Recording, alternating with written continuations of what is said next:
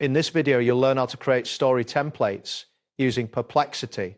By following these steps, you will be able to generate reusable templates for various genres of storytelling, making your writing process more efficient. Begin by navigating to the Perplexity website. Once the page is fully loaded, locate the search bar at the screen. Click on this area to prepare for your query. After clicking, the cursor will appear indicating that you can start typing your request. Type the following query: create a short story template for a fantasy story.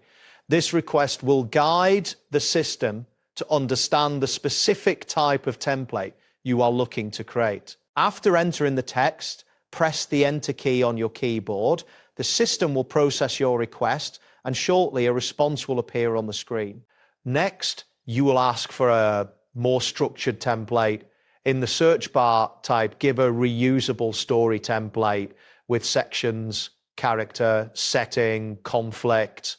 This query specifies the components you want included in your template. Again, press Enter to submit your request. Wait for the response to load, which will provide you with the structured template you need. For a broader example, type "create a story template I can reuse for writing adventure stories."